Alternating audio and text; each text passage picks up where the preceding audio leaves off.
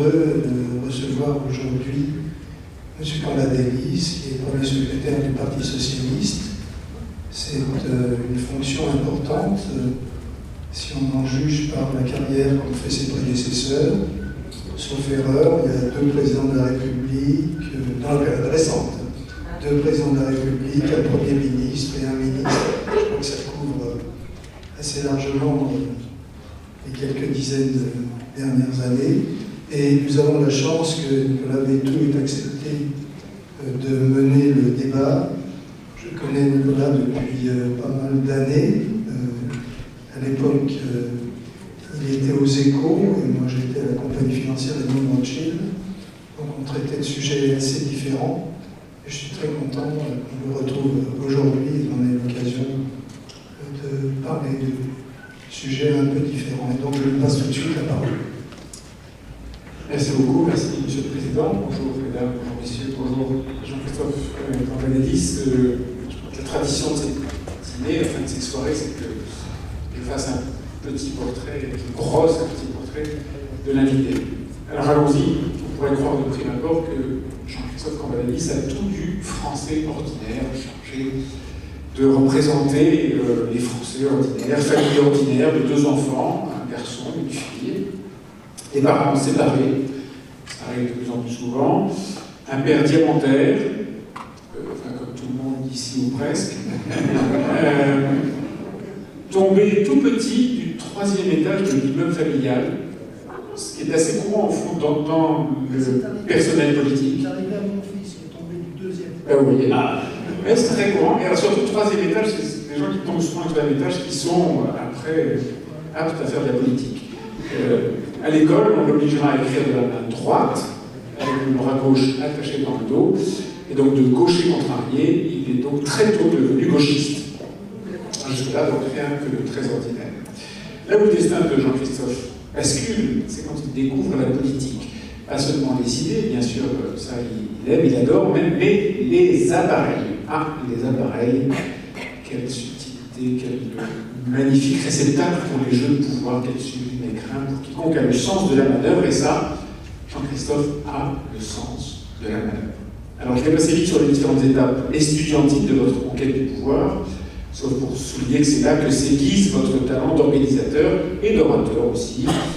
Au sein des trotskistes-lambertistes que vous avez rejoints, vous montez des cours, vous montez des réseaux, des soutiens, des grandes opérations de conquête, en particulier la conquête de la MNEF, le syndicat étudiant, que vous dirigerez pour en faire, après pas mal de remous, de scissions, de fusions, acquisitions, ça c'est dans le domaine de business, excusez-moi, je vous laisse emporter.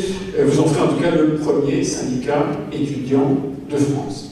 Un petit tour à Force ouvrière, toujours comme organisateur européen, on vous chasse comme on chasse le talent. Organisateur européen, vous créez des sections, des listes, des bureaux et tout ça, bien sûr, avec beaucoup de succès. C'est en 1985, en fait, que se situe votre grand tournant. Vous embarquez avec vous plusieurs centaines de militants trotskistes. Alors, les mauvaises langues diront que plusieurs centaines de militants trotskistes, c'est la totalité des effectifs du groupuscule. C'est pas tout à fait exact, vous en laissez quelques-uns, et qui durent encore, et qui d'ailleurs vous font parfois la vie un peu dure. Hein, parce que il n'y a rien de plus amical entre eux que des anciens trotskistes, surtout s'ils n'étaient pas tout à fait de la même tendance. Et ceux qui vous cherchent des lois aujourd'hui n'étaient pas tout à fait de la même tendance. Bon, voilà. Et vous entrez donc au Parti socialiste. C'est une grosse opération, hein, plusieurs centaines d'adhérents, 400 adhérents d'un coup, tous, j'allais dire comme un seul homme, derrière Jean-Christophe Cambadélis. Vous voilà assez vite député, élu en même temps que Julien Drey, qui à l'époque avait fait ses armes chez Touche pas à mon pote, mais aussi François Hollande et Ségolène Royal, avec qui vous serez parmi les benjamins de l'Assemblée nationale. Dès lors, votre art de l'organisation se déploiera sans limite. Vous fondez. Alors là, j'ai un peu simplifié parce que je pense qu'on y aurait passé une partie de la soirée, et je vous aurais fait rougir parce que vous avez fait tellement de choses brillantes, ça se voit qu'il fallait simplifier un peu. Mais en tout cas, vous fondez le Manifeste contre le FN. Puis vous lancez les assises de la transformation sociale, précisément pour nouer une alliance entre les écolos, les communistes, les chevènementistes, Vous savez ce que c'est, les chédevantistes, c'est qui étaient proches de Georges Trémont, vous vous souvenez. Et puis les radicaux, vous savez ce que c'est les radicaux, vous vous souvenez aussi. Fondation avec Martine Aubry et DSK, des rénovateurs, donc manifestation contre le FN, assise de la transformation sociale, les rénovateurs, et vous défendez en 1995 la candidature de Lionel Jospin, une fois devenu Premier ministre. Ce même Lionel Jospin ne vous choisira pas pour autant, vous ambitionniez à l'époque de devenir patron du PS, donc vous serez numéro 2, c'était il y a 20 ans, en 1995. Et donc, vous êtes numéro 2 chargé entre autres de l'organisation. Alors je passe sur différentes péripéties, y compris judiciaires, puisque vous aurez quelques allers-retours avec la justice autour du dossier de la nef, à l'époque où DSK, rappelez-vous, démissionne de Bercy. Et puis vous voilà, après ces petites péripéties, en train d'organiser, toujours organiser votre retour en créant, alors cette fois c'est avec Rocard, Socialisme et démocratie, ce qui laisse penser que vous aviez croisé dans votre première vie militante un socialisme clairement non démocratique, socialisme et démocratie, en opposition à socialisme non démocratique, je suppose. Ça c'est logique, voilà. Viennent ensuite les reconstructeurs, donc je rappelle parce que c'est intéressant, manifestation contre la FN, assise de la transformation sociale, les rénovateurs, socialistes et démocratie, et puis les reconstructeurs, et cette fois c'est avec Claude Barthelone et Arnaud Montebourg. Le courant passe de Martine Aubry à DSK, aller-retour, en moins que soit l'inverse. Et puis vous vous retrouvez non loin de François Hollande, président de la République, qui après un épisode entre nous assez calamiteux avec la reine Désir à la tête du Parti socialiste, a enfin votre entre nous. À deux bras, enfin votre prise de pouvoir à la tête du Parti socialiste, et c'était l'an dernier, donc 19 ans seulement pour passer de numéro 2 à numéro 1. Ça vous montre, pour quelqu'un qui est aussi fort dans à la fois la manœuvre, l'art oratoire, la connaissance des courants, ça vous montre à quel point la conquête d'un parti socialiste est complexe et à quel point le succès de Jean-Christophe Campagnelis a été grand. Donc c'était l'an dernier, depuis vous êtes premier secrétaire du Parti socialiste et vous êtes donc en situation ce soir de, bien sûr, répondre aux questions, mais aussi de fêter le 3e anniversaire de l'accession au pouvoir de François Hollande. La tradition française, c'est qu'on offre un cadeau à ceux qui fêtent un anniversaire. Et ma première question est très simple. Quel cadeau avez-vous ou auriez-vous aimé offrir à François Hollande ce soir? Ça, c'est un vrai sujet. Je pourrais dire que j'aurais aimé offrir la fin du chômage. Mais ça va venir, non, on m'a apparié. Mais ça va venir. Oui, mais ça va venir aussi. Lui offrir une croissance forte, mais je crois que ça va venir. Lui offrir un redémarrage de la consommation, c'est en voie, et quelques réussites électorales à venir, ça, l'avenir nous le dira. Donc, d'abord, faire en sorte que la situation s'améliore pour les Français, je crois que c'est l'élément essentiel et c'est ce que l'on peut souhaiter au président de la République et aussi aux Français, évidemment. Tout ça, ça dépend pas uniquement, peut-être pas du tout de vous, en sens, etc. Il y a une chose qui dépend peut-être un peu de vous, c'est un soutien indéfectible du Parti socialiste que vous lui offrez. Absolument, je pense. Tout le Parti socialiste. Alors ça, c'est plus compliqué. Vous connaissez les socialistes, avant qu'ils soient tous d'accord, il se passera du temps, mais je crois que c'est comme cela dans beaucoup d'endroits. Mais je pense que le Parti socialiste, en tous les cas, c'est ce que je tente de faire, doit se rassembler pour soutenir le gouvernement et soutenir le président de la République dans un moment compliqué sur le plan économique, compliqué sur le plan social, et puis, cher président, compliqué aussi sur le plan de la République et de la situation telle que nous la connaissons aujourd'hui, tant du point de vue du terrorisme que de la montée des extrêmes. Le président de la République a besoin du soutien de son principal parti, ce qui ne veut pas dire que celui-ci doit être béni, doit être capable de discuter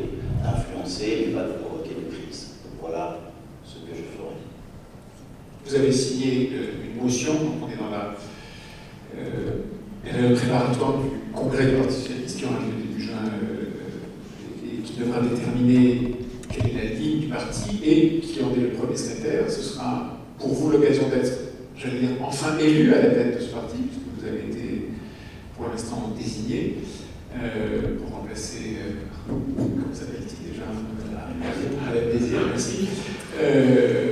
Et donc vous êtes le premier signataire de ce qu'on appelle la motion A, qui est une motion qui est désignée par la totalité ou la quasi-totalité, la totalité, je crois, des ministres actuellement en charge au sein du gouvernement. Ils ont tous signé en lisant. J'espère pour eux. Non, je pose la question parce que Pierre Moscovici a dit qu'il avait signé sans avoir lu. Donc, ça m'étonne de lui. Il a dit. Non, pour être sérieux, les ministres, vu ce qui a été fait, parce que le congrès du Parti socialiste sont des motions d'abord, c'est-à-dire des textes qui fixent l'orientation du parti pour 3 ans. Et puis après, dans un deuxième temps, on élit le patron du parti, le premier secrétaire. Pour fixer l'orientation, un certain nombre de personnalités ont écrit un texte qui pourra permettre le renouveau du Parti socialiste, réussir la fin du quinquennat et rassembler l'ensemble des forces de gauche, si on veut faire cela rapidement. Sur la base de ce texte, le Premier ministre a lu ce texte et a décidé de le signer. Et il n'est pas anormal que sa suite, les ministres l'aient fait. Il y a un ministre qui n'a pas signé. Le ministre qui n'est pas socialiste, il y en a plusieurs. C'est M. Macron. Et ça passe la carte. Voilà, ça passe la carte. Non, parce que je voulais prévenir les prochaines questions. Non, moi j'avais en tout cas aucune malveillance. Vous auriez pu m'imaginer, c'est du mauvais esprit. Moi, je dois dire que j'admire l'humour de Nicolas Bétou, qui, dans le journal d'opinion qu'il a lancé, est beaucoup plus sérieux. Ça dépend, les éditoriaux ne sont pas toujours sérieux. Pas toujours sérieux, puis on a un dessin tous les jours qui essaie de mettre un peu de sourire dans cette actualité qui n'est pas toujours heureuse.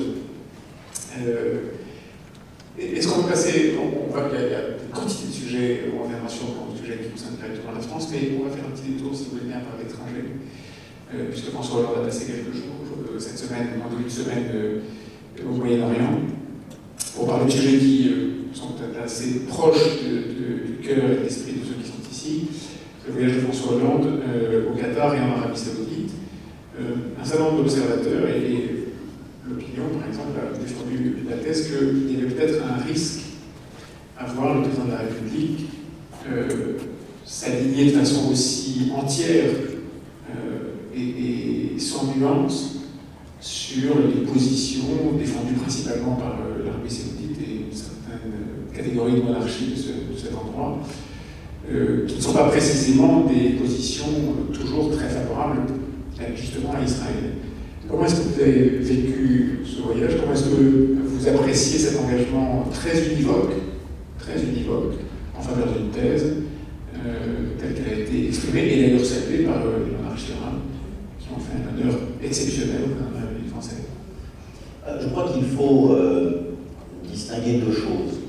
Il y a d'abord le voyage au Qatar, la vente du Rafale, et ceci est à mettre au compte de la technologie française et le développement de l'industrie.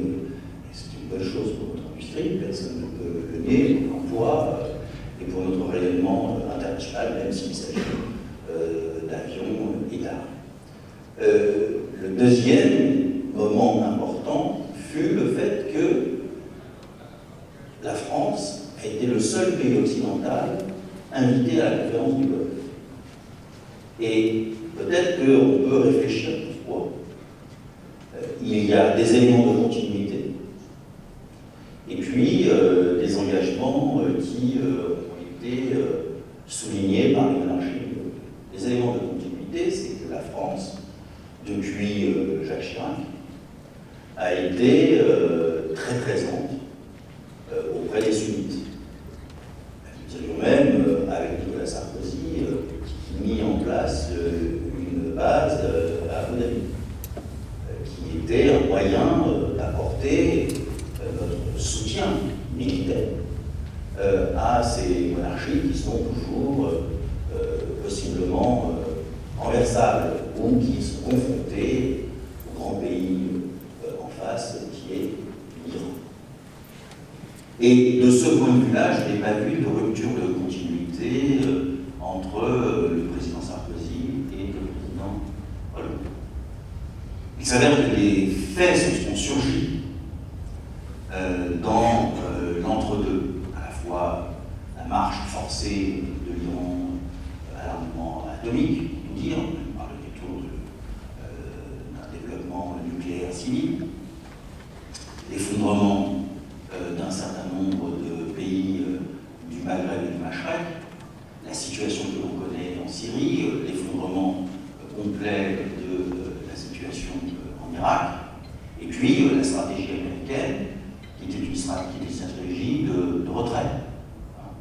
De retrait parce que géopolitiquement, elle s'intéresse plus au Pacifique qu'au Moyen-Orient, parce que les Américains estiment qu'ils ont aujourd'hui, avec le pétrole de schiste ou le gaz de schiste, les réserves nécessaires pour faire face à leur propre approvisionnement.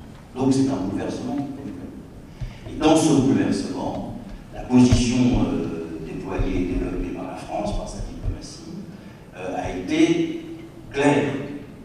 Ne pas céder face à la menace iranienne, être capable de dire qu'il fallait trouver les moyens de la stabilité dans l'ensemble de ces régions, soutenir l'affrontement de l'Arabie Saoudite avec Al-Qaïda au Yémen, participer à un ensemble de rassemblements de pays pour intervenir par voie aérienne, d'abord au niveau de l'ouest de l'Irak, aux confins de la Syrie.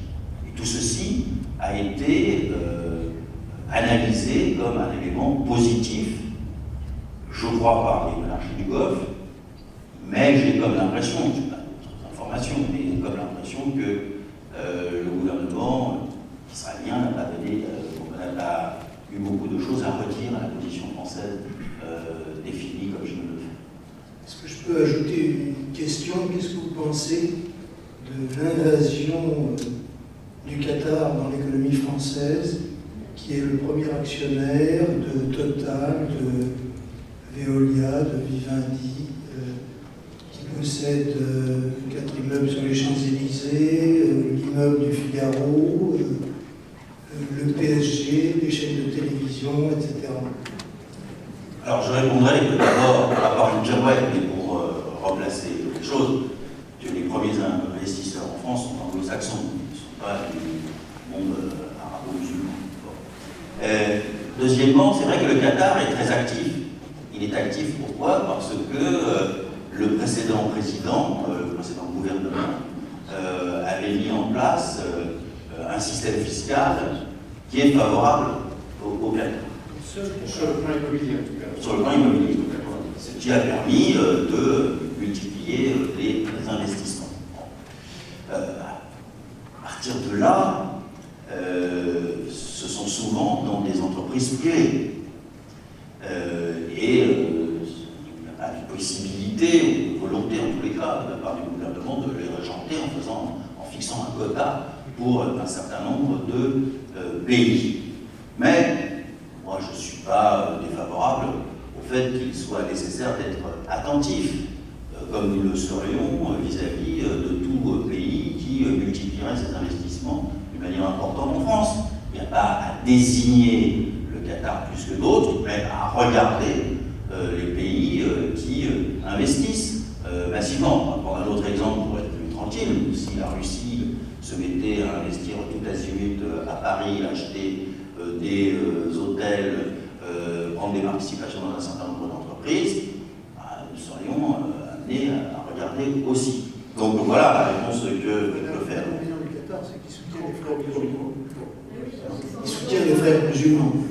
Oui, le Qatar soutient les frères musulmans, l'Arabie Saoudite soutient les frères musulmans, et les États-Unis soutiennent en Égypte, ont soutenu en Égypte très longtemps jusqu'au bout les frères musulmans. Ça, c'est des politiques extérieures de chaque pays. Jusqu'à preuve du contraire, en France, il n'y a pas de... on pourra en parler, parce qu'il y a les frères musulmans en France, mais qui ne sont pas représentés comme confréries de la même façon qu'ils sont représentés au Maghreb et au Maghreb. Mais, oui, évidemment, beaucoup de pays ont soutenu ou joué avec les frères musulmans, et je ne pense pas que la France de François Hollande le fasse. C'est un pays, c'est une zone, dont on parle, dans laquelle les amis de mes amis ne sont pas mes amis, et où les ennemis de mes ennemis ne sont pas forcément mes ennemis. Je repose ma question en insistant sur l'adjectif univoque. Est-ce que cet engagement assez univoque de François Hollande pour la France, et l'honneur qui lui est fait, qui est un honneur avec un effet rebond qui peut être justement, qui peut éclairer encore plus ce caractère univoque, est-ce qu'il n'est pas excessif? Je n'ai pas vu, mais peut-être que je n'ai pas été attentif ni à la Commission des Affaires étrangères de l'Assemblée nationale, ni à la lecture de l'opinion, mais je n'ai pas vu dans les accords autour du Rafale des contreparties diplomatiques. C'est pour ça que j'aime bien séparer les deux choses. Qu'il y ait la participation du président de la République à la conférence des monarchies du Golfe, là, je peux vous suivre en disant, mais est-ce que c'est l'intérêt de la France? Est-ce qu'on est là à notre place? Mais par ailleurs, je ne pense pas qu'il y ait un accord, public ou secret, liant la vente de Rafale à la diplomatie telle qu'elle peut être menée par ces pays ou ces monarchies. Maintenant, essayons de réfléchir ensemble à la position de la France. La France va être de plus en plus sollicitée. De plus en plus sollicitée, tant au Moyen et Extrême-Orient qu'au Maghreb, vu l'état de déstabilisation globale. Elle va être de plus en plus sollicitée parce que, d'un certain point de vue, c'est l'histoire qui s'est passée comme cela autour du quinquennat de François Hollande, mais ça avait déjà commencé avec Nicolas Sarkozy, avec la Libye, parce que l'Angleterre est dans le retrait, suite aux mensonges irakiens, et que l'Allemagne ne veut pas s'engager, elle ne le fait même pas par rapport à l'Ukraine, elle ne va pas le faire par rapport à d'autres pays. Et donc, d'un certain point de vue, nous nous retrouvons dans une situation qui fait aussi la force de la France et sa faiblesse sur le plan économique, parce que nous avons à supporter cette charge. Nous sommes quelque part le relais de puissance européen. Et donc, dans cette situation, la France est de plus en plus sollicitée. Et à partir du moment où les États-Unis s'en vont, où les Russes ne veulent pas trop intervenir, et où l'Iran voudrait être facteur d'ordre dans tout le Moyen-Orient, avec les conséquences que l'on peut connaître, il n'est pas anormal que la France soit présente sous cette forme-là. Donc ça, c'est une position géopolitique, et je pense que l'on en tirera un certain nombre de conséquences économiques et politiques. Si je renverse un petit peu la lunette avec laquelle on essaie de regarder ces sujets, et on va se rapprocher un petit peu des problèmes français, la position de la France en matière diplomatique est celle d'une forme de rupture avec un certain nombre de pays avec lesquels on ne parle pas, on ne parle plus, ou on ne parle qu'avec, j'allais dire, on ne dit qu'avec une très longue cuillère. C'est le cas de la Libye, bien sûr, c'est le cas de l'Iran, on en a parlé il y a un moment, c'est le cas de la Russie aussi, avec laquelle les relations sont complexes. Ces trois pays sont trois foyers, ou trois soutiens, ou trois verrous extrêmement puissants dans toutes les affaires, dans tout ce cancer de la violence djihadiste qui envahit progressivement l'Afrique et remonte vers l'Europe. Est-ce que cette forme de silence ou de déni ou de refus de parler avec les gens-là, y compris en matière diplomatique avec encore une fois une grande cuillère, n'est pas une position que l'on devra un jour ou l'autre abandonner. Parler avec l'Iran, parler avec la Libye, parler avec la Russie, parler avec la Syrie. Alors, bon, ça fait 4 avec la Syrie. Mais peut-être que nous pourrions envisager de ne pas mettre tout sur le même plan. Parler avec la Libye, c'est parler avec qui? On ne peut pas mettre sur le même plan les discussions avec quelques généraux à Tripoli et dans l'est du pays tel que nous le connaissons aujourd'hui. Nous savons que ce pays est déstabilisé. Je ferai une correction par rapport à ce qui est dit jusqu'à présent. Nous n'avons pas, la France n'a pas renversé un dictateur. La France a renversé un dictateur. A renversé. Participer au renversement avec les Anglais. Bien sûr. Bon, mais le système Kadhafi, ce n'est pas un système d'État. On ne se souvient pas que c'était un système d'assemblée populaire où il ne voulait pas d'État, puisque c'était la marche libyenne au socialisme, le livre vert, etc. Et donc, c'est très simple, à partir du moment où le seul élément qui faisait tenir tout était la dictature de Kadhafi, cette dictature n'existe plus, ben, évidemment, chacun reprend ses billes, et c'est vrai que ne voulant pas être sur le terrain, enfin, je ne vais pas faire le défenseur de Nicolas Sarkozy ce soir, il faut pas exagérer, surtout ne tweetez pas, mais personne ne le demandait à l'époque. C'est vrai. Hein, personne. Je souviens que Nicolas Sarkozy sera notre prochain invité. Je serai là. Il défendra Nous avons pensé que, comme il est votre concurrent en tant que... Je ne lui dis pas ça, je ne lui dis pas ça. Donc, à l'époque, personne ne le demandait. Il y a beaucoup de gens qui aujourd'hui nous disent, mais enfin, qu'est-ce que vous avez fait? Vous n'avez pas été sur le terrain, il fallait les pourchasser, etc.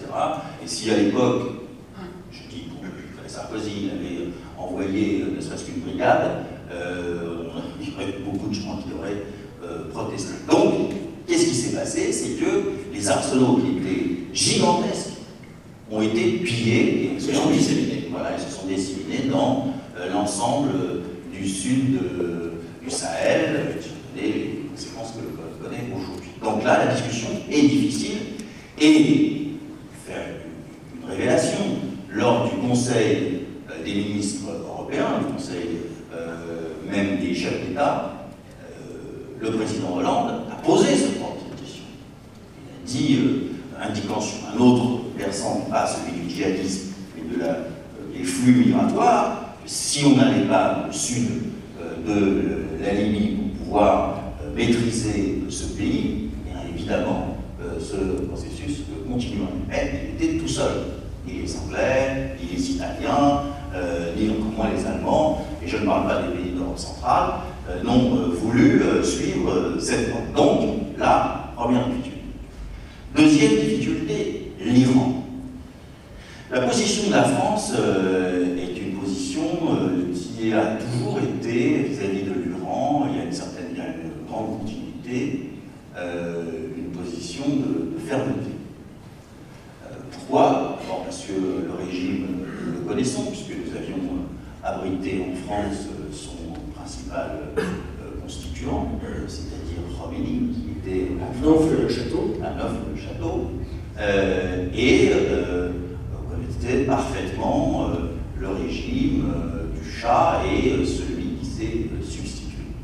Et la position constante de la France a été que l'on ne pouvait pas, d'abord, les différents gouvernements qui étaient en place, et leur caractère violemment antisémite, Ahmadinejad, je me rappelle ce qu'il pouvait dire dans son discours, donner, ne serait-ce que des centrifugeuses, qui un jour peuvent déboucher, on va faire un débat technique, sur l'arme nucléaire, le donner à ces fous, tout en reconnaissant que l'Iran est un grand pays, qu'il joue un rôle à la fois dans Machrek, mais qu'il a aussi des débouchés très importants sur l'Afghanistan, vis-à-vis du Pakistan, le Turkménistan, toute cette partie du monde dont on regarde peu et qui est un monde très bouillonnant. Bon. Et donc, cette politique a continué. Ce qui s'est passé, ce qui a été nouveau, c'est que les États-Unis, avec Barack Obama, ont effectué, à partir du discours du Caire de Barack Obama, un virage stratégique, qui est d'ailleurs concomitant avec leur volonté de partir de cette région. Et donc, qu'est-ce qu'ils ont fait, les Américains? Ils se sont dit, bon, il y a la défense d'Israël, c'est le parapluie atomique américain, il y a l'Arabie Saoudite d'un côté, et il doit y avoir l'Iran de l'autre. Est-ce que les Américains ont voulu faire rentrer l'Iran dans, je dirais, la stabilisation de la région? C'est leur position, je ne dis pas que c'est la mienne, c'est leur position. Bon, voilà, estimant qu'entre sunnites et chiites, il peut y avoir une cohabitation qui conduirait à la stabilisation de cette région, pendant qu'eux et pas autre part. Mais cette politique a été percutée par l'effondrement des régimes arabo-musulmans et particulièrement par rapport à la Syrie. Et à partir de là, la revendication de l'Iran constante d'avoir, non pas l'arme atomique, puisque ce n'est pas présenté comme ça, mais le droit à l'atome et le droit à l'utilisation de centrales nucléaires pour son électricité, a été fortement encadrée par l'ensemble de la communauté internationale. Et les positions les plus raides, faire vite, ont été les positions françaises pour plusieurs raisons. D'abord pour les raisons géopolitiques, et puis aussi, je dirais, par la connaissance du nucléaire que nous avons, qui fait partie de la culture française. Donc on a posé un certain nombre de conditions. Mais cela ne veut pas dire qu'il n'y ait pas des discussions. C'est différent avec la Syrie. Alors avec la Syrie, pas de discussion parce que Bachar et que l'on ne peut pas le réintroduire dans le jeu politique. Et moi je pense, c'est une analyse personnelle, je ne vois pas ce qu'il pourrait faire dans la situation telle qu'elle est aujourd'hui. Bon, à part réduire et défendre un petit réduit alaouite. Je pense que si on veut avancer, c'est plutôt avec les Russes qu'il faut discuter qu'avec Bachar. Donc, la Syrie, on a fait le tour. Voilà. Non, on a oublié la Russie. Les essentiels. Mais la Russie, je crois que le président de la République a mené des discussions avec M. Poutine. Il a d'abord été le voir tout seul, puis il a rencontré avec Mme Merkel. Je pense que la stabilisation, qui n'est pas la réduction du problème, mais la stabilisation du problème, est due en grande partie à l'action de la France et de l'Allemagne.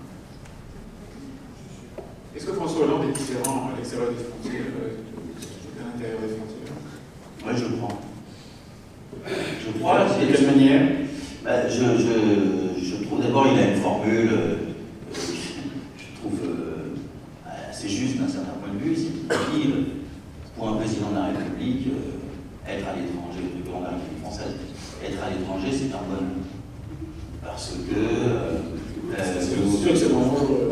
Ça dépend où vous allez. Mais c'est un bonheur parce que vous descendez de l'avion, on vous accueille, tout le monde est gentil, on vous serre la main, les militaires sont au garde à vous, la presse diplomatique est diplomatique, et donc tout va. Je confirme, je l'ai accompagné dans plusieurs de ses voyages, en Israël, en Arménie, et effectivement, il est accueilli partout, de manière la plus agréable possible. Donc ça lui plaît beaucoup. Et quand on regarde son agenda, on comprend très vite. Il y a plein de voyages en France, il est tout le temps à l'étranger. Voilà. Alors, deuxième plan, je dirais, c'est que, comme tous les présidents de la République, au début, ils s'en préoccupent peu, et au fur et à mesure, ils s'en préoccupent de plus en plus. Et je crois que ça tient, je dirais tous, hein, regardez-les, tous. Je crois que ça tient à la position de la France. En termes géopolitiques, la spécificité de la France, la manière dont celle-ci est sollicitée, c'est un peu la représentation du pays à l'étranger. Et à partir du moment où vous commencez à avoir quelques succès en politique étrangère, vous avez tendance à en rajouter et à vous démultiplier. C'est ce que fait le président de la qu'il le fait avec une certaine fermeté que ceux qui ne le connaissaient pas ne soupçonnaient pas. Et je crois que critiquer évidemment la politique étrangère de la France, enfin, elle fait quand même l'objet vaguement d'un consensus. Je ne sais pas s'il y a des questions de la salle, revenir après sur le théâtre français. Il y a des micros de chaque côté, ceux qui veulent intervenir doivent se placer derrière les micros. Et je suppose que la tradition, c'est que celui qui pose la question se présente. Bonsoir. Je ne sais pas, moi j'ai sur nous. David Abbassi, écrivain, journaliste, président de l'Institut Avesta, je suis d'origine iranienne. Premier journal qui était interdit en Iran en 1980, c'était la mienne. Voilà, laïque et défendeur de droit. Et demain, les pays du Golfe Persique, les Émirats, ils n'ont pas besoin de prendre le visa pour voyager dans 41 pays. Comme j'ai précisé plusieurs fois, nous savons très bien qu'il y a un terrorisme religieux, islamique, qu'il soit sunnite ou chiite, c'est dangereux pour Israël, et surtout ce qu'on voit chaque soir dans tous les médias internationaux arabes, je comprends 5 langues, je vois. Alors, est-ce que c'est un danger pour l'Occident que les Arabes du Golfe Persique pour voyager sans visa à partir de demain? Première question. Deuxième question, je suis désolé de constater que Laurent Fabius était un peu seul dans les négociations avec l'Iran, puisque l'Iran, comme nous savons toujours, les ayatollahs, pas le peuple iranien, c'est un danger potentiel et assez fort. Et comme vous savez bien, l'armée de Jérusalem qu'ils ont construit, cette armée est tellement dangereuse, qui sont partout. Alors je ne sais pas comment ça se fait qu'on fait une mesure envers la République islamique d'Iran aussi, et on collabore avec. Je suis désolé de vous dire, un ancien Premier ministre socialiste, pas Laurent Fabius, il m'a dit la semaine dernière que les ayatollahs sont très intelligents et gentils. C'est-à-dire, même on collabore avec les ayatollahs, mais en cachette. On ne dit pas. Alors ça, est-ce que c'est un danger? De deux côtés on travaille, et de deux côtés c'est dangereux pour la paix et pour le droit de l'homme. Merci. Est-ce que vous voulez répondre? Alors, bon, j'ai jamais pensé que les visas empêchaient les terroristes de voyager, ni de commettre leurs attentats, parce qu'il y a plusieurs manières de le faire, on l'a vu malheureusement encore récemment. Je ne sais pas quel est le Premier ministre socialiste qui vous a dit que les ayatollahs sont... Oui, j'imagine. Vous avez dit qu'ils étaient gentils. On peut considérer qu'une personne est gentille, mais le problème c'est de... C'est un messager, Paris, Téhéran. Oui, bien sûr. Mais bon, moi je ne suis pas contre discuter et échanger avec tous les pays, c'est pas un sujet. Mais c'est pour faire quoi? Si ils sont gentils, et comme ils sont tellement gentils, il n'y a pas de raison de ne pas leur donner à ces gentils l'arme atomique, ben c'est non. Si ils sont gentils, on peut discuter, mais nous on vous dit que, vu les traités, vous ne pouvez pas obtenir l'arme atomique, ben oui. Donc vous savez, c'est pas la gentillesse ou la non-gentillesse des personnes qui comptent, c'est ce que vous pouvez en faire et ce que vous voulez en faire. Il faudrait que vous dirigez vers le micro. Autrement, c'est bien parce que je pense que... Si vous voulez. Je veux d'abord deux remarques. La première, est-ce que vous ne pensez pas que on a un président de la République qui a quand même beaucoup de chance. On a l'impression quand même que la chance est avec lui souvent. Et par exemple, on met 10 ans à vendre des Rafales et 10 ans plus tard, c'est lui qui les vend. J'ai l'impression qu'il est chanceux, je ne sais pas ce que vous en pensez. Et l'autre chose que ça demande, et par un président socialiste, ça demande aussi beaucoup d'opportunisme. Et comment est-ce qu'il compose avec ça? Par exemple, aller au Qatar et ne pas parler des droits de l'homme, il n'a pas fait comme les Suédois qui ont perdu leur marché. Qu'est-ce que vous pensez que c'est deux petites remarques? Alors, d'abord, avoir de la chance, c'est une nécessité. Vous vous souvenez de la formule de Napoléon, quand on lui présentait un général, il disait A-t-il de la chance? Et s'il n'en avait pas, il ne le prenait pas. Bon, il vaut mieux avoir de la chance, mais on ne peut pas faire de la politique en pariant sur sa chance. Je dirais qu'en politique, sa chance se construit. Et ce qui a été son cas. Bon, après, de l'opportunisme. Il faut avoir du sens diplomatique.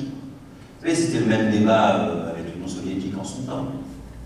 Le problème n'est pas d'humilier ceux avec qui on discute. Le problème n'est pas de leur faire la leçon, parce qu'ils pourraient nous en faire à des moments donnés. Le problème est de dire ce que l'on pense dans un entretien, dans une discussion.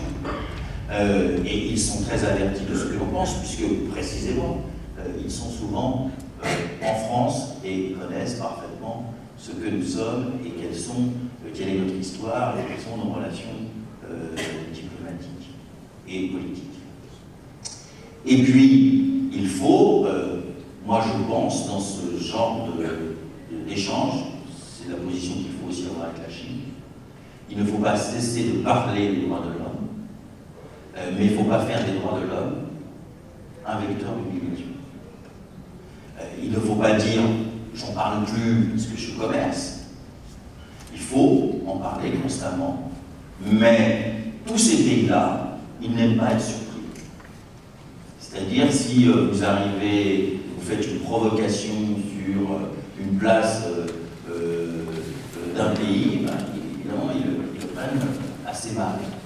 Mais si, je sais par exemple, je vais parler de la Chine pour revenir après au Qatar, mais en Chine, le débat avec le Premier ministre, entre le Premier ministre français et le Premier ministre chinois, a eu lieu sur la question des droits de l'homme. Quand j'étais en Chine, j'ai rencontré le numéro 3 idéologue du Parti communiste chinois, nous avons eu une très bonne discussion sur la littérature française, et puis nous avons évoqué la question des droits de l'homme, mais il savait que j'allais le faire. Et il m'a répondu par rapport à ce qu'il estimait nécessaire pour son propre pays, pour lui, il a dit ce qu'il a vu contre la corruption. Mais on a pu échanger. Et c'est la même chose avec le Qatar ou avec l'Arabie Saoudite, en respectant, y compris les traditions et l'histoire, j'allais dire les coutumes, il ne faut pas exagérer, mais de ce pays, de ces pays.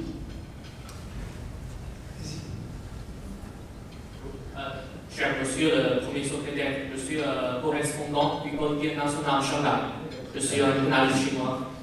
Je crois que pour régler tous les problèmes français, premièrement, c'est la croissance économique. Donc, le Premier ministre, le soir, vient de visiter la Chine.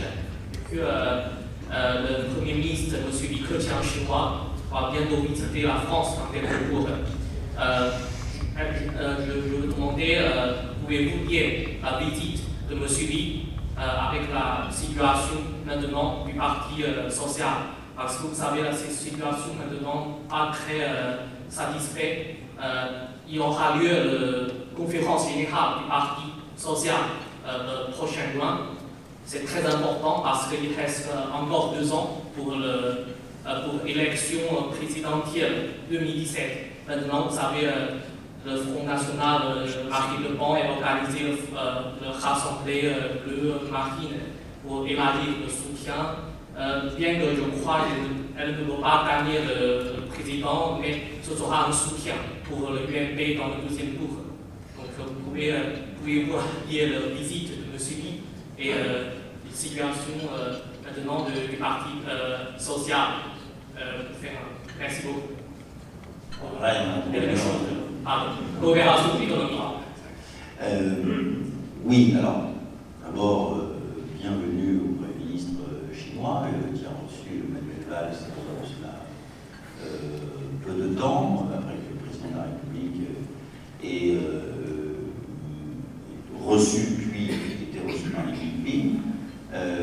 Et je crois que les discussions entre nos 2 pays sont extrêmement importantes et fructueuses.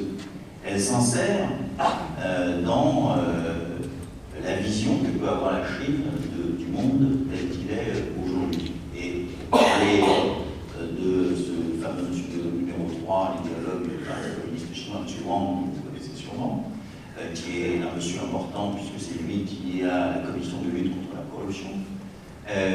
il me disait sa fascination, son amitié et sa grande connaissance, c'est vrai d'ailleurs, de la littérature française, de l'histoire française, de la littérature et de l'histoire européenne. Et il estimait que la Chine avait un rôle à jouer pour l'investissement au niveau de l'ensemble de l'Europe, et particulièrement de la France. D'ailleurs, c'était très intéressant, parce qu'il me disait, pour nous, vu de Chine, c'est la France et l'Allemagne. C'est jamais l'Allemagne seule et la France seule. Nous avons besoin de votre ensemble. Et il est évident que l'Europe doit jouer son rôle dans l'équilibre international. Mais eux aussi sont très attentifs au développement que nous avons évoqué dans le monde arabo-musulman, parce qu'ils en voient le début d'un certain nombre de conséquences dans leur propre pays. Alors après, oui, la grande question pour la France est celle de la croissance, évidemment, d'une croissance qui soit riche en emploi, ce n'est pas certain, mais c'est un objectif que nous sommes fixés, du redressement productif de notre pays, c'est ce à quoi nous nous attachons, pas assez vite et pas assez fort à la demande de l'opinion, mais nous faisons ce que nous pouvons en étant socialistes. C'est exact aussi. Voilà. Donc, c'est une question très importante et très essentielle. Mais je ne crois pas, là encore, c'est une analyse, ce n'est pas des textes du Parti socialiste, c'est une analyse personnelle. Je ne crois pas que la montée du Front National dont vous parlez soit totalement corrélée à la question du chômage. Nous ne sommes pas dans l'Allemagne des années 30. Il y a à la fois, bien sûr, le déclassement, la crise sociale, les inégalités des gens relégués sur le territoire, ça c'est exact. Mais la France traverse une grave crise, qui est une crise d'identité. Dans la mondialisation, elle ne trouve plus ses repères. Et cette crise d'identité provoque chez nous un certain nombre de réflexes et de prises de position. Et j'ai l'habitude de dire que quand on faisait au municipal et au départemental du porte-à-porte dans toutes les villes, un peu partout, particulièrement dans l'Est de la France, quand c'était les électeurs du Front National qui ne se cachaient pas, qui ne se cachaient plus, ce que l'on me disait, ce n'était pas le chômage ou simplement la relégation, c'était deux choses. On n'est plus chez nous et on a marre de payer les impôts. Parce qu'on paye pour eux. Donc, c'est une fracture qui est extrêmement forte. Et le grand problème, c'est que une partie des Français, des citoyens, sont d'accord avec le discours que développe le Front National. Il faut quand même en être conscient.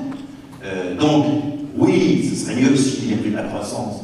Oui, ce serait mieux si le chômage baissait. D'abord parce que ça permettrait à un parti d'électorat de gauche de revenir aux urnes et ferait baisser mécaniquement le Front National. Mais le Front National ne se nourrit pas que de la crise sociale, mais aussi de la question de l'identité. Est-ce que dans les questions, on peut, merci beaucoup pour cette remontée, est-ce qu'on peut rester, monsieur, est-ce qu'on peut rester justement un peu sur la France, et sur les sujets français, sur l'ambiance actuelle, sur ce que vous avez commencé à évoquer, sur la fracture, la rupture, la manière dont l'opinion publique française évolue, la manière aussi dont les choses ont bougé pour revenir finalement de façon assez frappante au statu quo ante depuis ce qu'on a appelé l'esprit du 11 janvier, qui est aujourd'hui très largement remis en question. Est-ce que sur ces sujets, vous avez une vision qui aille un peu plus loin que ce que vous avez évoqué sur cette grave crise d'identité en France? Écoutez, nous avons discuté avec le président de cette question-là d'un entretien, et il sait que moi je suis très inquiet. Je suis très inquiet parce que je vois monter l'antisémitisme, qui est un antisémitisme pluriel, qui s'exprime dans toute une série de franges de la société française, qui devient de plus en plus agressif. Il suffit de regarder les réseaux sociaux. Et demain, je serai mis en cause, vraisemblablement, pour avoir participé à une réunion avec le crime, ce qui est quand même invraisemblable, mais c'est là et c'est extrêmement violent. Bon. Il y a aussi une montée de l'arabophobie, de l'islamophobie, peu importe la caractérisation que l'on peut avoir, qui est aussi très, très forte dans une certaine partie de la population. Et si ces deux phénomènes montent, eh bien, le risque est grand que la cohésion nationale soit mise en cause. Hier, je me faisais la remarque suivante. Le même jour, vous avez le maire de Béziers qui fiche les enfants qui ont des consonances musulmanes. Bon. Et vous avez M. Todd qui sort un ouvrage où, au fond, on peut se le dire entre nous ici, il estimait que la manifestation du 11 janvier était trop pro-juive et des tout anti-musulmane. Inconscient. Mais vous voyez bien que deux personnalités, peu importe, je ne peux pas les caractériser, sont porteurs d'un choc qui peut à chaque moment se cristalliser en France. Et ça, c'est un vrai sujet de préoccupation. C'est pour ça que je crois qu'il faut une stratégie, et nous en avons déjà parlé. Il faut une stratégie pour... Construite autour de quoi? Il faut une stratégie construite bien sûr autour de la République, c'est évident. Mais moi, je crois que, pour faire vite et pour faire comprendre, il faut rassembler les démocrates de toutes les communautés. Il faut essayer de constituer un bloc républicain. Il faut qu'il y ait la possibilité, et elle existe, d'isoler tous les extrémistes. Sinon, ils vont fusionner les extrémistes avec leur communauté. Et là, on ne s'en sort pas. Je dis souvent, parce qu'on discute avec beaucoup de nos amis de la communauté juive, et qui stigmatisent à juste raison, enfin qui pointent à juste raison, pointent à juste raison ce qui se passe dans les banlieues, la montée des salafistes, etc. Bon, je ne connais pas ça dans le 19e arrondissement de Paris, j'en connais. Mais je leur donne l'exemple de la situation irlandaise. À partir du moment où les Anglais ont transformé le conflit qui existait en un conflit de religion, l'IRA a fusionné avec les catholiques. Et les catholiques sont devenus la profondeur stratégique de l'IRA, qui se sont planqués chez les catholiques. Si nous faisons ça, il y a 4 millions de musulmans en France. Plus, peu importe. 4 millions, 5 millions. Bon, mais ce n'est pas le chiffre qui est important dans le raisonnement. On y reviendra tout à l'heure. Je promets que je vais poser poser une la question dans le question. raisonnement, c'est donc qu'ils sont très nombreux. Donc, ce qui va se passer, c'est que la profondeur stratégique de certains, c'est ce qu'ils veulent. Moi, j'ai l'habitude de dire, à l'extrême droite, on évoque le grand remplacement, bien, et chez les salafistes, on évoque la grande séparation. Et donc les deux portent atteinte à la religion. Et donc il ne faut pas laisser cela se faire. Et donc pour cela, il y a un travail à faire du parti politique, le nôtre, évidemment, des autres partis politiques, et je pense que sur ces questions-là, il pourrait y avoir un consensus qui s'organise. Je sais que c'est des choses qui sont faites à l'Assemblée nationale, de façon de grouper ceux qui ne veulent pas que la République française s'extrémise et devienne une addition de communautés, se libanise d'un certain point de vue, et qu'on en arrive à des conflits de plus en plus massifs entre telle et telle communauté. Moi, je crois que c'est le danger auquel on est confronté, parce que la montée du communautarisme, mais sous une forme agressive, sous une forme évidemment que nous connaissons ici, ce n'est pas contradictoire au grand marché ou au marché. Ça peut exister et puis ça peut cohabiter. Et ça pose à terme un certain nombre de problèmes. Regardez ce qui se passe aux États-Unis, regardez ce qui se passe en Angleterre. Et là, on n'est pas dans une situation équivalente, parce que nous avons le bassin méditerranéen en face de nous. Donc il faut une pensée, une véritable stratégie par rapport à cette difficulté historique à laquelle nous sommes confrontés. Est-ce que sur ce sujet, il y a des questions? Merci pour votre réponse. Merci, monsieur. Oui, allez-y, monsieur. On va essayer d'organiser un peu les questions, mais ça permet de garder le fil d'un... Bonsoir, Guy Corbier, journaliste, retraité de la presse.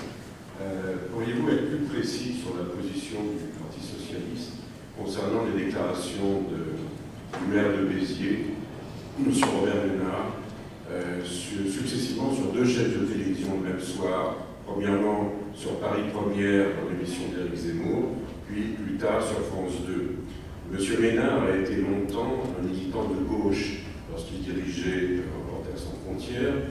Il a été un militant très actif du syndicat national des journalistes, puis il a disparu dans la nature pour aller dans les Émirats Arabes Unis, essayer de monter une agence de presse locale et s'occuper de la communication internationale de l'émir local. Ça s'est très mal passé apparemment, et il est rapidement revenu en France, où il a commencé à fréquenter les gens du Front National. Quelle est la position, pouvez-vous être plus précis sur la position du Parti Socialiste vis-à-vis de ces déclarations sur 2 chaînes de télévision? Vous savez, moi j'ai connu Ménard avant qu'il devienne le patron de Reporters sans frontières. Pour tout dire, je l'ai connu à l'extrême gauche. Parce que c'est quelqu'un qui vient de l'extrême gauche. Et donc il y a certaines techniques. C'est quelqu'un qui vient de l'extrême gauche et qui a donc certaines techniques politiques.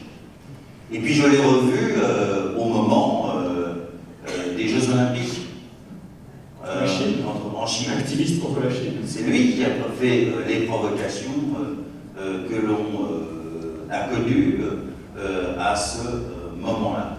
Puis il a abandonné Reporters sans frontières. Mais je vais vous donner une anecdote. Après, il a été sur la chaîne, je crois que c'est e-télévision, où il faisait l'émission vers 17h, Antenne virée. Et un jour, nous nous sommes approchés assez violemment dans une émission, et à la sortie de l'émission. Parce qu'il voulait mettre en cause un ami à moi, qui faisait de la politique à l'époque, qui s'appelait Dominique Strauss-Kahn. Et, à la sortie de l'émission, il m'a dit, c'est toujours la même chose.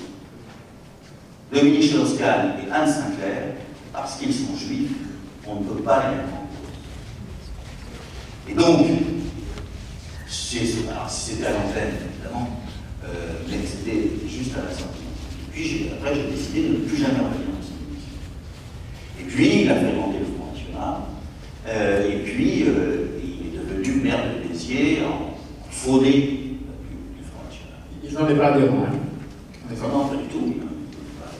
Il a soutenu Marine Le Pen dernièrement, qui lui rend bien d'ailleurs, et contre Jean-Marie Le Pen. C'est un personnage redoutable, extrêmement violent, xénophobe, et qui n'en a pas fini avec la politique. Ce n'est que le début. Vous verrez que, il suffit d'aller à Béziers, j'ai fait un meeting là-bas, vous verrez peut-être trop tôt là pour qu'il se lance dans les élections régionales, mais il a ça en tête.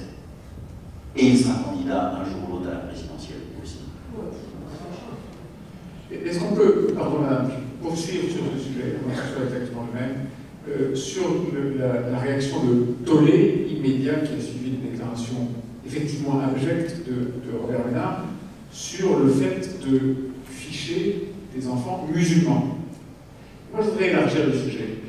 Il y a beaucoup de pays qui sont des modèles de démocratie, comme nous prétendons l'être, et nous sommes, qui ont autorisé de tout temps les statistiques ethniques. Est-ce que, dans une société dans laquelle on peut connaître de plus en plus de choses sur chacun d'entre nous, les écouter de plus en plus facilement, confère la loi sur l'enseignement. Est-ce que dans un pays qui doit faire face à des questions considérables d'intégration, qui doit lutter contre des risques de division et de communautarisme, est-ce que ça a un sens de ne même pas savoir combien il y a de musulmans, combien il y a de ressortissants de telle ou telle ethnie? Est-ce que ça a un sens de refuser les statistiques ethniques comme étant un instrument d'action politique? Oui, ça a un sens. D'abord, nous connaissons tous ce que c'est quand on commence à recenser une partie de la population. C'est jamais un bon signe. Mais derrière, M.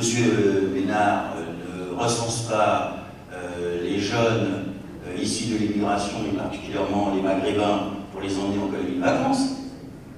Il y a une théorie derrière. Il est un des tenants du risque du grand remplacement. Et vous pensez que le fait de les compter change quelque chose? Pourquoi il le fait? Il le fait pour pouvoir répartir, dit-il, mieux dans sa vie les enfants issus de l'immigration. Ça veut dire que le préjugé est le suivant, c'est que là où il y a un jeune musulman, ça pourrit l'ensemble de la classe. Là où il y en a trop, ça pose un problème. Donc cela veut dire que, au fond, ce ne sont pas des Français.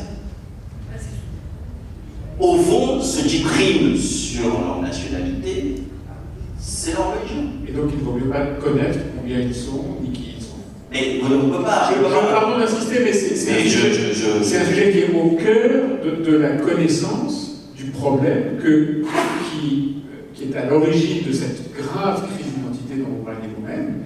Est-ce que ça n'est pas étrange que les hommes politiques refusent de mesurer le problème qu'ils ont à écoutez, oui, moi je continue à estimer que ceci est illégal en France et ça doit le rester. Parce que je suis républicain et pour le voile de l'ignorance. Je suis laïque et je ne sépare pas les gens à partir de leur religion. Et ça, pour moi, c'est un élément essentiel. C'est ce qui fait la spécificité française. Et si ça un jour tombe, vous verrez qu'on le regrettera fortement. Et donc, à partir de là, si je rentre dans les statistiques, il n'y a pas que qu'on va faire rentrer dans les statistiques. Bon, il y a beaucoup de gens. Et ça, ce n'est pas possible. Il y a dans la République, il y a ce voile de l'ignorance qui fait que je n'ai pas besoin de savoir d'où vous venez pour pouvoir dialoguer avec vous et pour pouvoir échanger. À partir du moment où je dis je veux savoir d'où vous venez pour pouvoir dialoguer ou pour pouvoir apprendre ou pour pouvoir enseigner, je mets le droit dans l'engrenage de quelque chose de terrible. En tous les cas, en tant que républicain, c'est ma position. Bravo. Madame. Oui, bonsoir, Janine Montaigne.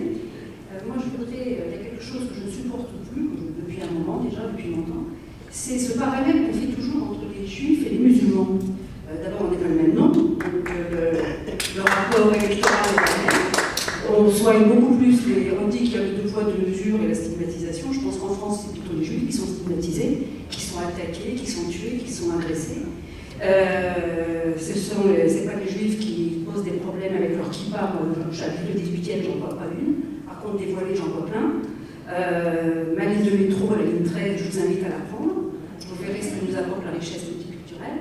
Moi, je le vois tous les jours. À Rue Saint-Ouen, je le vois tous les jours. Et moi, pour moi, ça ne m'apporte rien, à part beaucoup de problèmes. Et il y a un Roger qui a dit dans les 10 millions de musulmans en France, depuis le temps, il y a 500 000 juifs en France. Je ne pense pas que ce soit les juifs qui posent des problèmes. Alors pour les mecs, quand on soulève le problème du halal, des signes ostentatoires, etc., les médias, les politiques, vous croyez toujours obligés de mettre en parallèle la kippa et le voile. Mais ça n'a rien à voir. Les juifs ne sont pas parallèles, la kippa et le kippa. Les juifs, ils sont juifs à la maison, ils ne sont pas juifs dehors. Et c'est infernal cette comparaison pour mieux faire passer la pilule quand on parle des musulmans. Et ça va pas. Ça va pas. C'est pas du tout la même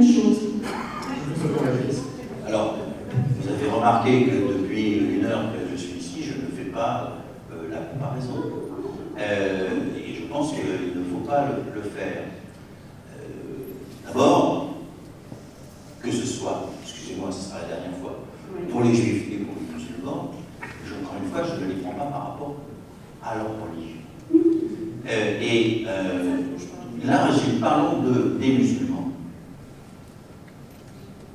Les musulmans sont pratiquants dans les mêmes proportions que les Français catholiques. C'est-à-dire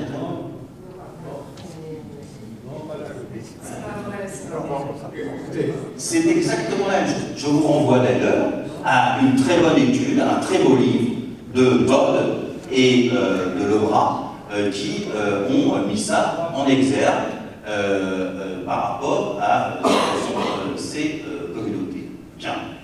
Dedans, il y a évidemment le retour du religieux, comme ça existe dans toute autre partie, comme ça existe chez les protestants, comme ça existe chez les catholiques.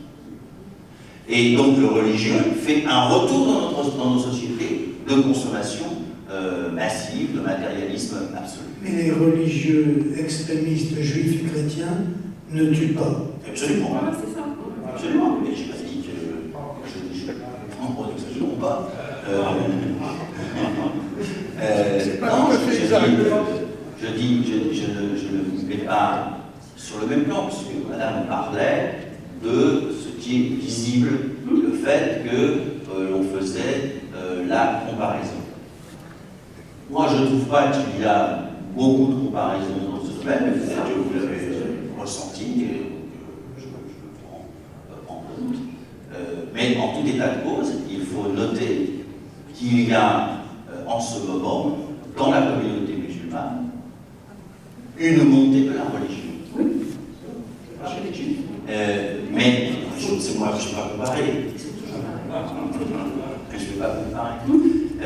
Mais il y a une montée de la religion, ce qui serait intéressant à voir et à discuter avec les représentants de cette communauté, c'est les raisons pour lesquelles. Et à partir de là, il faut aussi différencier, parce que ce n'est pas un bloc. Je connais de nombreux amis qui sont d'origine musulmane, qui sont des libres penseurs. Je connais des gens qui ne fréquentent pas les lieux de culte. Je connais des gens qui fréquentent de temps en temps. Je connais d'autres qui sont assez religieux. Il y en avait un dans la salle tout à l'heure. Mais ce n'est pas pour autant qu'ils sont dans l'agressivité. Et puis je connais aussi des petits groupes de personnes qui sont violemment hostiles et aux Juifs et à la République. Tout ça, ça existe. Et donc, c'est pour ça que je parlais de stratégie. Notre stratégie doit être de différencier, pas d'amalgamer, de faire en sorte qu'il y ait une capacité de différencier, de voir ceux qui sont hostiles, ceux qui sont engagés dans un processus, et de les combattre quand ils le sont. Je dis bien de les combattre. Oui. Est-ce que c'est une question sur la France aussi ou... Alors, je vous en prie, pardon. Sur la présence des relations. Allez-y. Est-ce que vous pouvez vous présenter? Je suis M. Oguirelli, ancien ambassadeur de Centrafrique. Parmi le CRIF depuis plus d'1 an, je vois que je suis toutes les activités du CRIF. Je suis secrétaire général, le premier secrétaire du Parti socialiste. J'aimerais poser ma question sur le Parti socialiste et la République centrafricaine. Particulièrement parce que lors de l'intervention de la France le 5 décembre 2013, le président de la République avait dit que l'intervention sera rapide, très rapide. Nous avons vu que cette intervention s'est compliquée. Aujourd'hui, il se pose un grand problème avec ce qui s'est passé, l'armée française en Centrafrique. Et j'ai pu vous assurer que la population, globalement, est mécontente de la France. il y a le forum politique qui se tient maintenant, mais avec une partie de la population, en vue et projeter les élections. Ce serait avec qui? Et le problème pour moi, c'est que dans tout cela, le Parti socialiste ne se prononce pas depuis que les choses se passent. Alors, on a l'occasion d'avoir la réaction du président. Je vous en prie, merci. Et c'est cela qui me préoccupe. Je vous remercie. Alors, oui, la France est intervenue à la demande d'un État majeur constitué qui était confronté à une situation intenable. Nous n'avons pas décidé de notre propre chef d'aller en Centrafrique. On nous l'a demandé. Et nous l'avons fait avec l'accord des Nations Unies et de l'organisation africaine. Nous pensions que cette intervention serait de courte durée, parce que nous pensions qu'il fallait séparer les populations simplement dans la capitale, et qu'il fallait sécuriser un axe routier d'est en ouest. Force est de constater que l'affaissement du pays, que la venue d'un certain nombre de populations, on va dire, et de pénétration d'étrangers dans le pays, a conduit la France à rester un peu plus longtemps qu'elle le souhaitait. Car, croyez-moi, je n'imagine pas la France vouloir rester à vitam aeternam en Centrafrique. À partir du moment où, petit à petit, il y a une sécurisation, il n'est pas impossible d'envisager les conditions de la sortie de la France. Et les conditions de la sortie de la France, c'est quoi?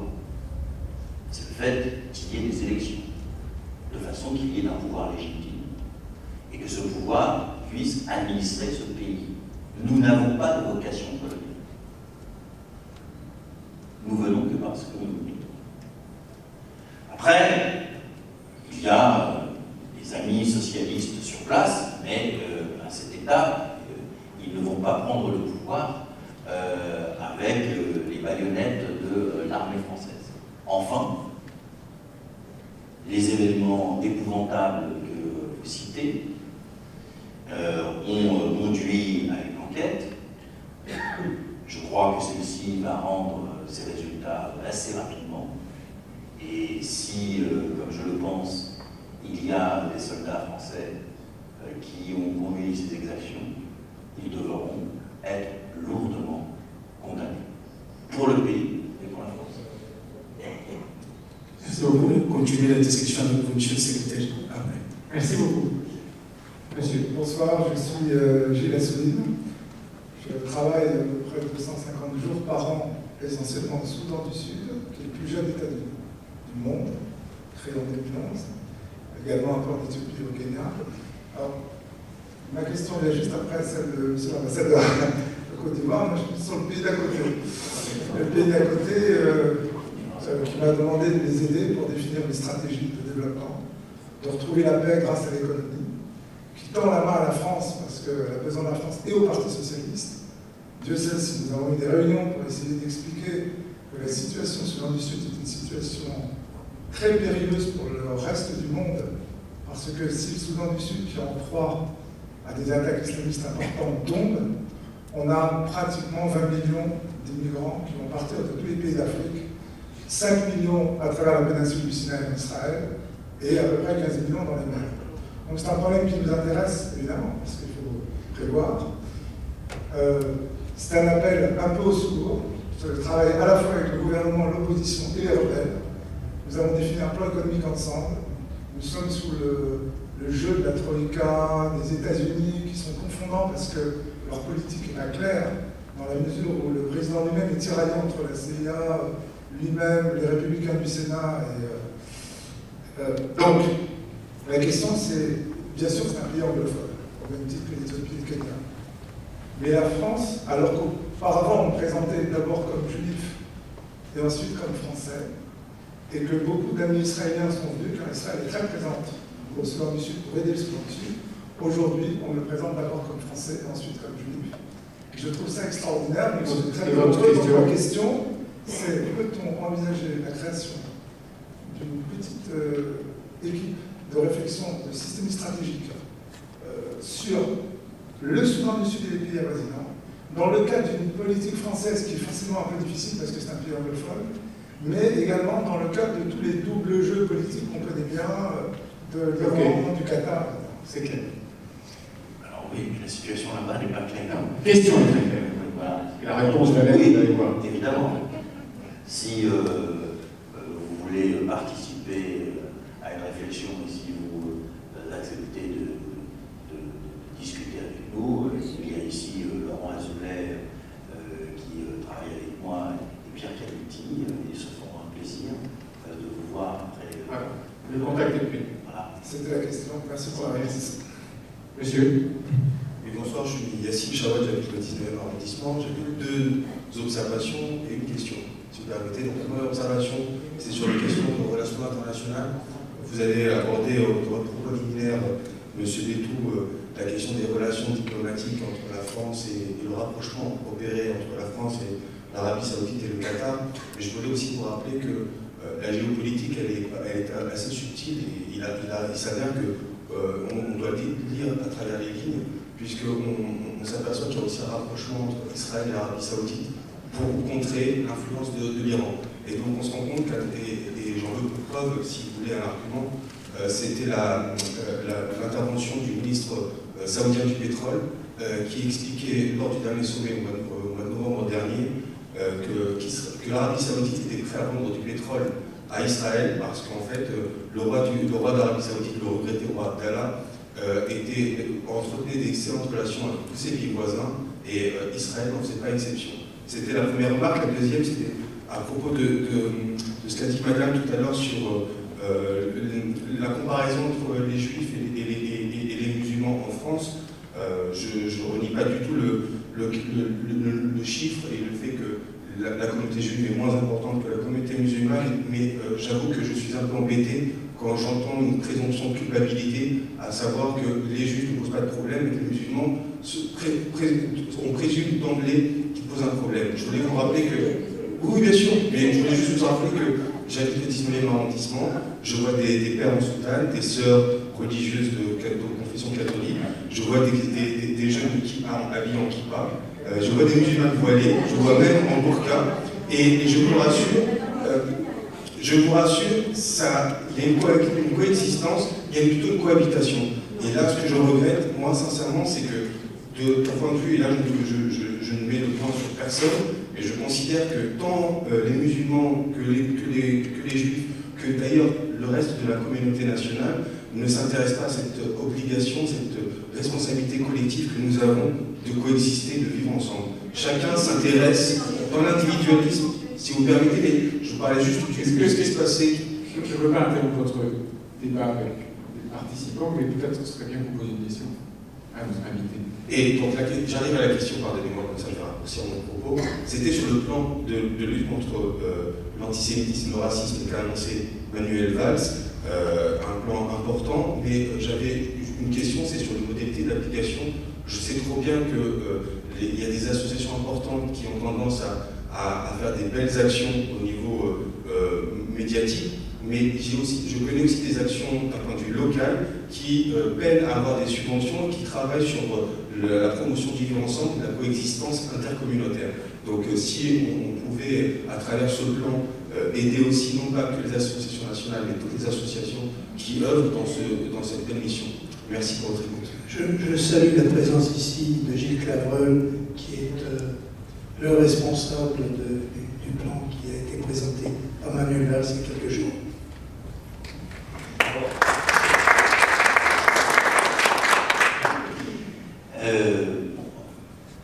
Je suis très attentif au 19e arrondissement.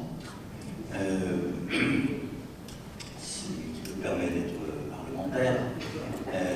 Pour ceux qui ne le sauraient pas. Plus fort, être parlementaire, pour ceux qui ne le sauraient pas. Voilà, merci de la traduction. Oui, c'est vrai, il y a dans le 19e arrondissement, mais pas simplement, il y a en France énormément d'associations qui travaillent au vivre ensemble.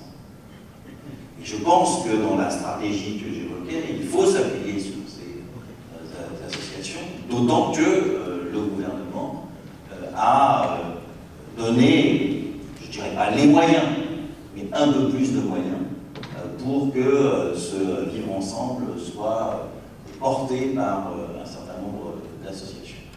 Moi, je suis aussi très sensible au fait que la répartition puisse se faire au plus près du terrain. Nous en avions discuté plusieurs fois. Il faudrait trouver une forme pour mettre en lumière les trésors de générosité, d'intelligence entre des hommes et des femmes issus de communautés différentes, qui font honneur à la France et à la République. J'avais même évoqué un prix qui pourrait être décerné chaque année à ce niveau, parce que je crois beaucoup à l'exemplarité et à la reconnaissance dans ce que l'autre fait. Donc je ne peux que souscrire, monsieur, à vous. Madame, ensuite monsieur. Moi je reviens sur une question beaucoup plus franco-française. Vous présentez, oui. Merci. Je suis administrateur aux institutions européennes, mais ça n'a rien à voir avec ma profession. J'aurais voulu avoir votre éclairage sur la stratégie déployée par Mme Najat sur l'enseignement, et l'enseignement qui apparemment va occulter ce qui est notre socle culturel, au profit d'autres principes que je ne redis pas, mais je demande simplement quelle est la stratégie qui sous-tend cette démarche. Merci. La réforme du programme et du collège. Alors, le programme du collège, nous sommes en plein dans un problème d'actualité, comme on dit à l'Assemblée nationale.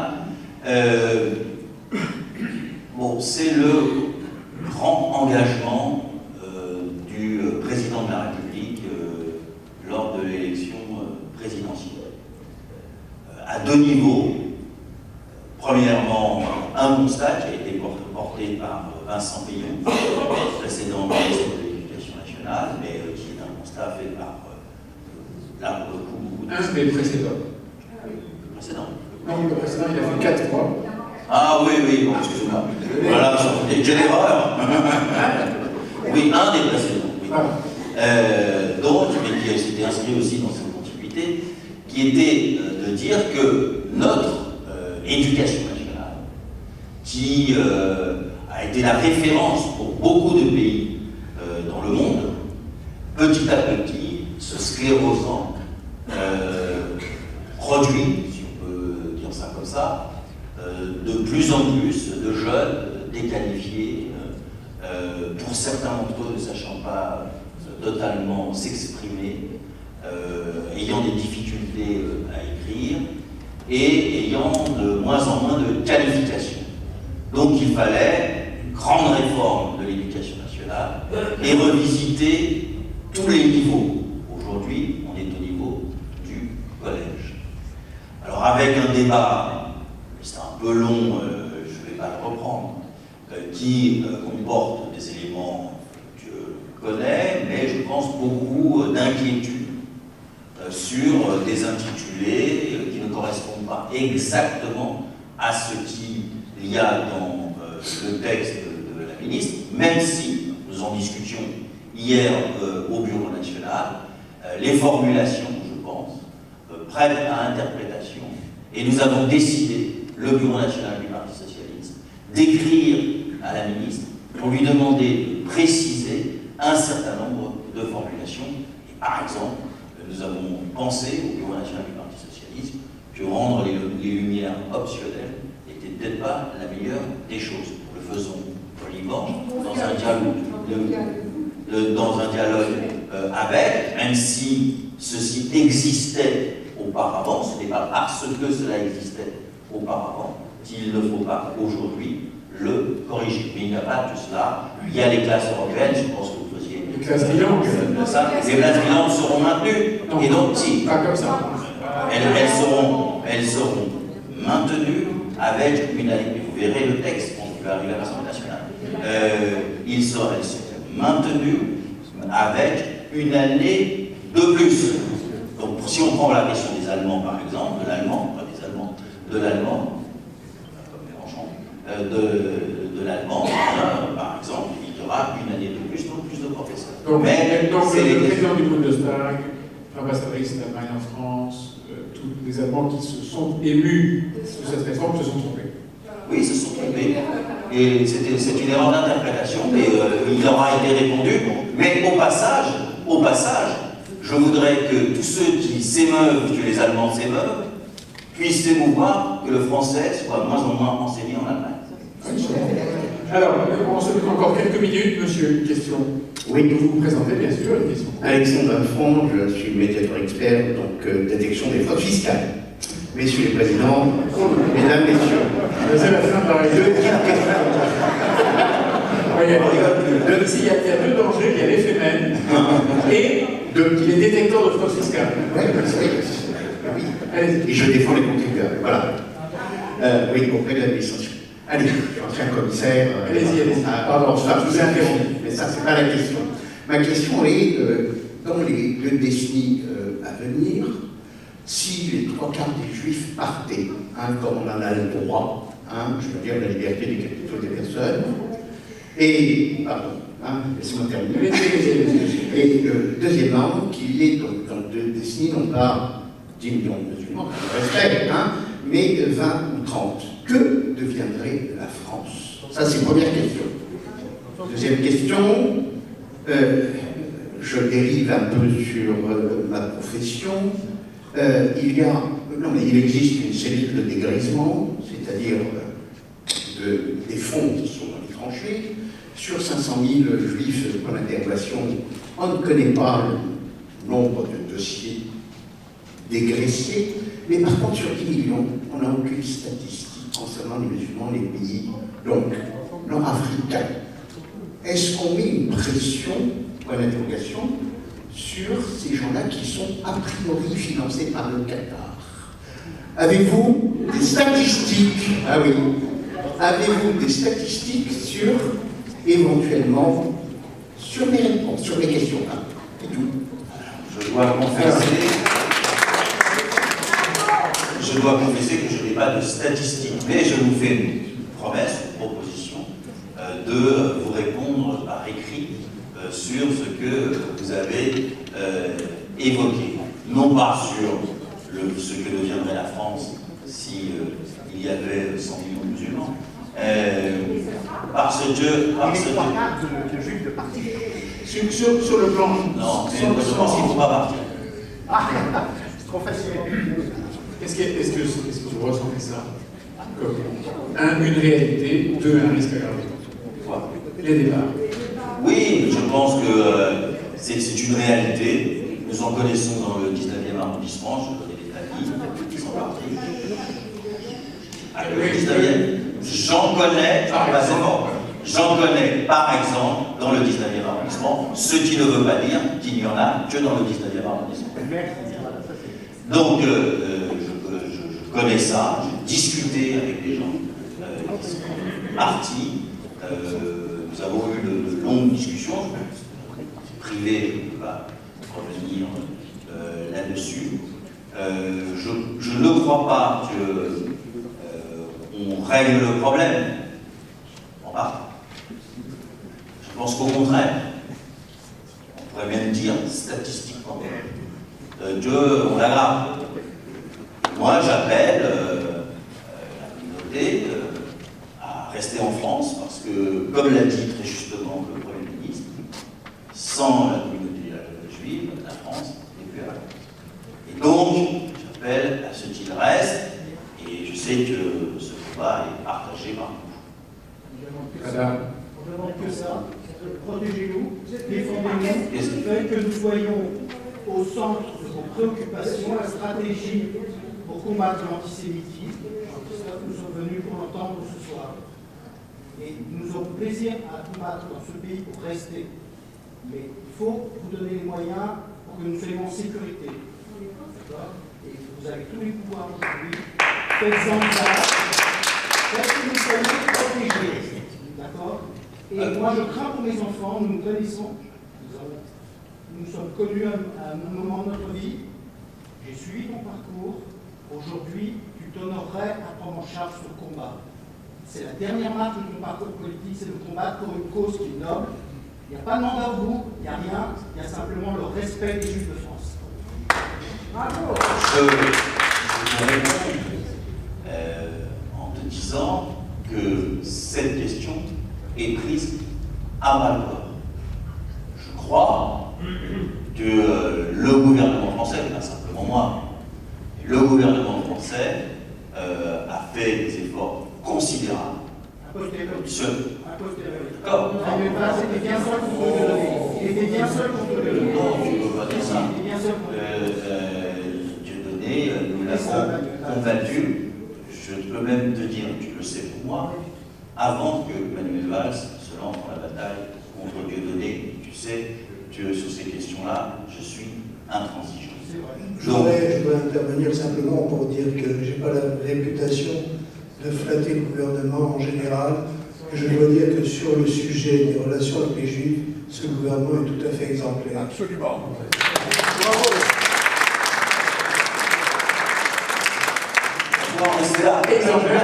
Et donc il reste du travail. Madame, il y a une technique, pardon, il y a une technique pour dire à l'orateur qu'il faut qu'il réponde court. On dit à ceux qui posent des questions, vos questions doivent être brèves.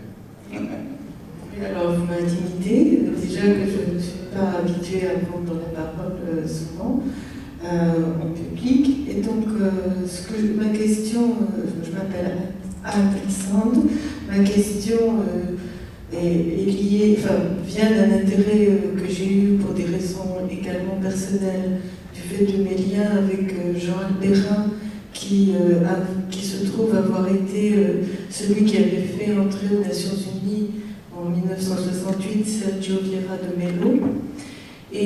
Mais elle s'élargit beaucoup parce que je voulais vous questionner sur ce que vous pensez. Alors, si j'évoque cela, c'est parce qu'effectivement, je pense que les personnes comptent dans l'action politique des institutions, des pays. Mais je voulais vous interroger sur ce que vous pensez que pourrait ou devrait être l'action des Nations Unies. Est-ce qu'on pourrait en attendre et comment? Et je crois que, si je ne me trompe pas, Alain Frachon avait écrit un article intéressant dans Le Monde il n'y a pas si longtemps. Même dans Le Monde, oui. À ce sujet. Voilà. Alors oui, les Nations Unies ont un rôle à jouer. En principe, il vaut mieux toujours tenter de régler les problèmes aux Nations Unies que de les régler dans la guerre sur le terrain. Mais nous savons tous que les Nations Unies ont de grandes difficultés à agir.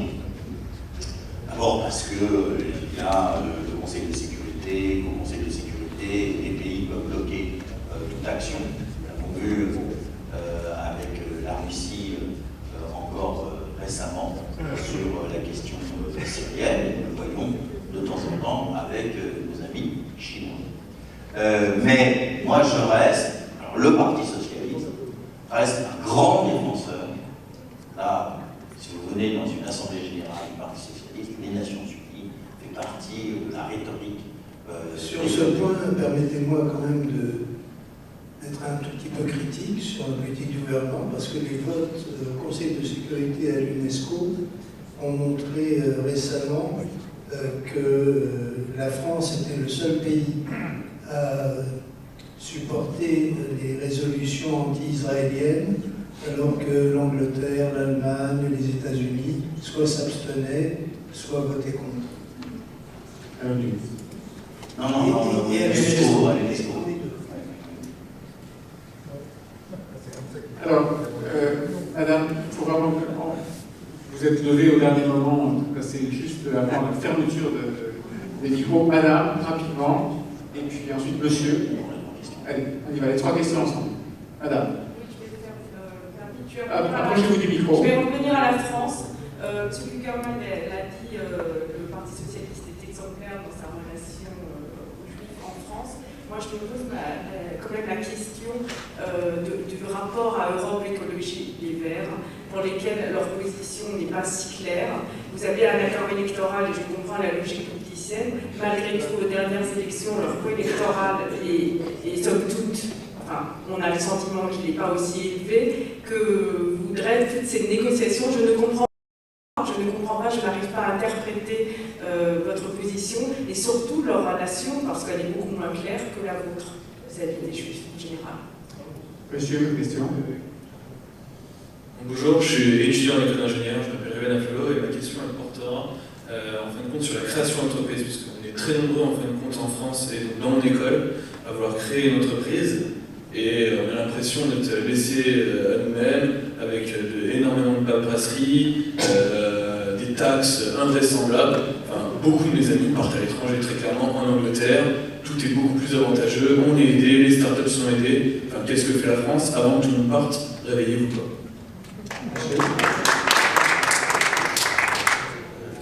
Je me rappelle Robert Ardé, je suis à la retraite, j'ai travaillé indépendamment pour la Parti libéral et GLF.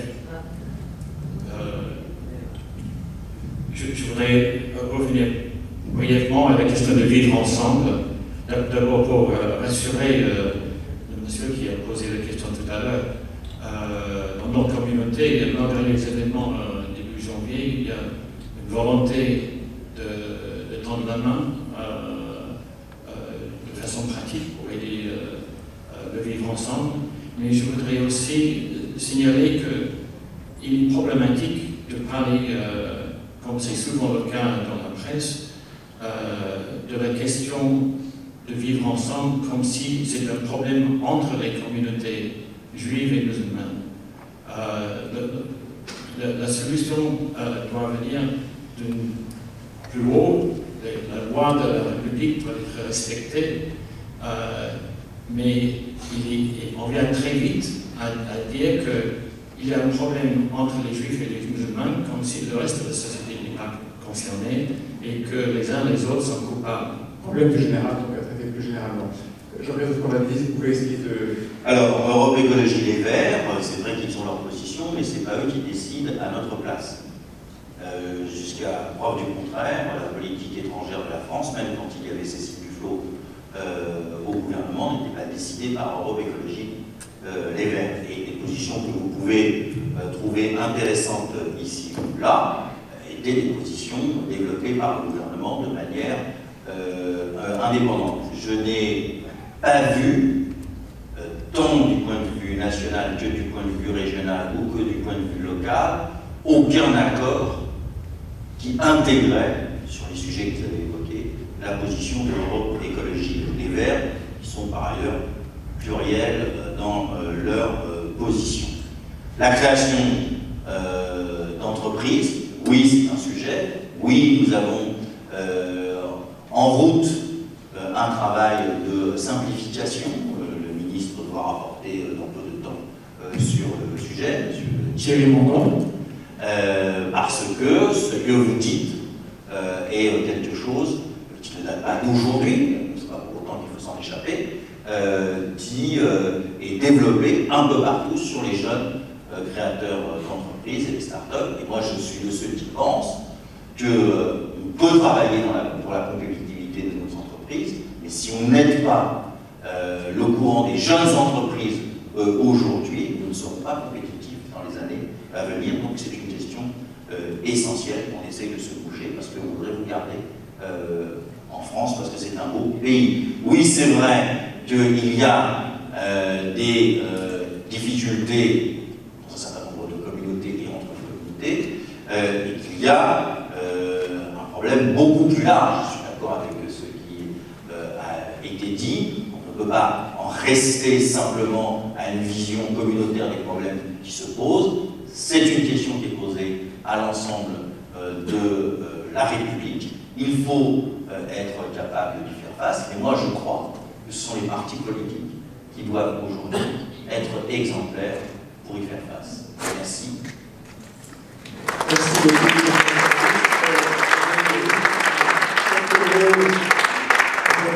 D'abord, Jean-Christophe Candadélis, nous avons eu un débat très intéressant, varié et très fructueux, je crois. Et je remercie aussi Nicolas Bétou, qui, avec son talent habituel, a mené les discussions. Nous avons dans la salle à côté, vous trouverez le journal L'Opinion de demain matin que Nicolas Bétou a généreusement mis à votre disposition.